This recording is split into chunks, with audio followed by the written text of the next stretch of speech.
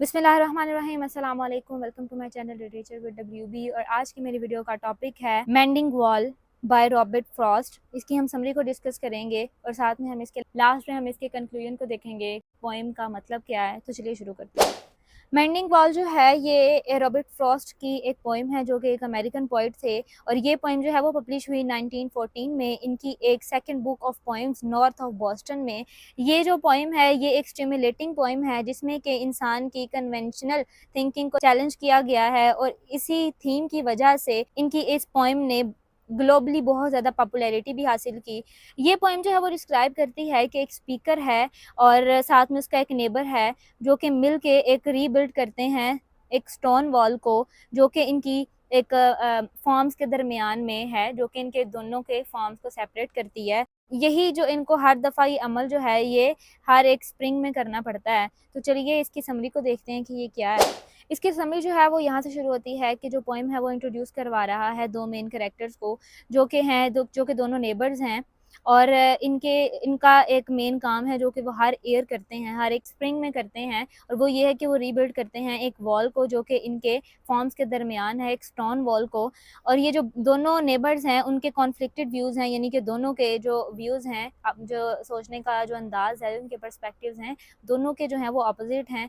जो स्पीकर है वो चाहता है कि इस दीवार की कोई ज़रूरत नहीं है, लेकिन जो नेबर है उसके जो बिलीव्स हैं बिल्कुल इसके अपोजिट हैं। ये दोनों जो हैं ये एक पहाड़ पे रहते हैं, एक पहाड़ टाइप जगह है कि एक समझ लें कि एक रूरल एरिया है जहाँ पे ये रहते हैं। इंग्लैंड का एक रूरल एरिया है जहाँ पे ये रहते हैं, जो इस वॉल के जो गैप्स हैं उसको फिक्स करने में लगे रहते हैं, क्योंकि ये दीवार जैसे कि मैंने बताया कि ये पत्थरों की बनी हुई है। आगे जाके पत्थर भी आपको मैं दिखाऊंगी कि वो कैसे पत्थर हैं।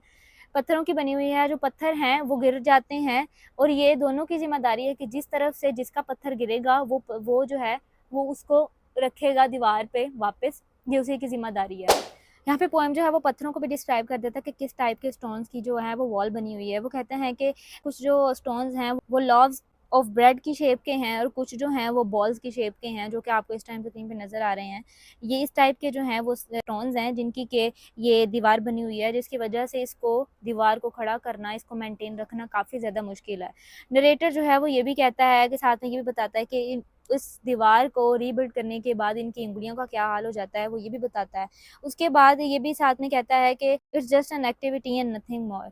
फर्दर ये भी पॉइंट कहता है कि उसका ये बिलीव है कि इस बॉल की कोई भी ज़रूरत नहीं है, क्योंकि वो ये सोचता है कि उसका ये कहने का मतलब कि यहाँ पे सिर्फ़ और सिर्फ दरख्त ही तो हैं, ऐसी कोई चीज़ नहीं है जो कि इर्द-गिर्द जो कि उसकी साइड से, जो उसके नेबर की साइड से मेरी तरफ आ जाएगी या मेरी साइड से उसकी तरफ चली जाएगी और उनको जो है वो नुकसान पहुँचाएँगी। यहाँ पे सिर्फ दरख्त ही तो है, दरख्त तो चल नहीं सकते ना।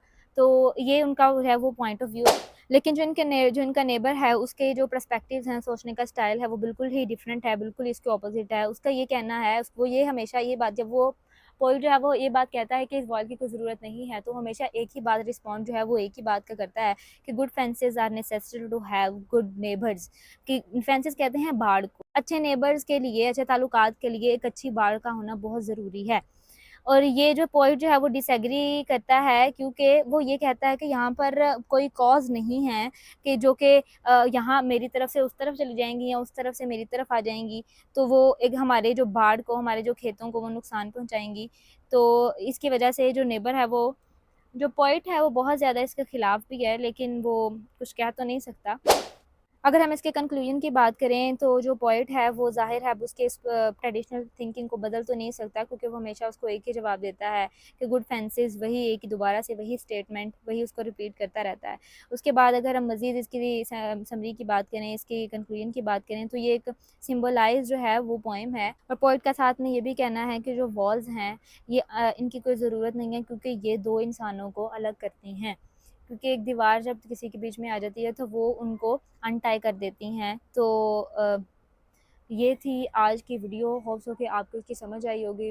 अगर समझ आई है तो वीडियो को लाइक कर दें, चैनल को सब्सक्राइब कर दें। तो इंशाल्लाह मिलते हैं नेक्स्ट वीडियो में। तब तक अपना ख्याल रखिएगा। अल्लाह हाफ़िज़।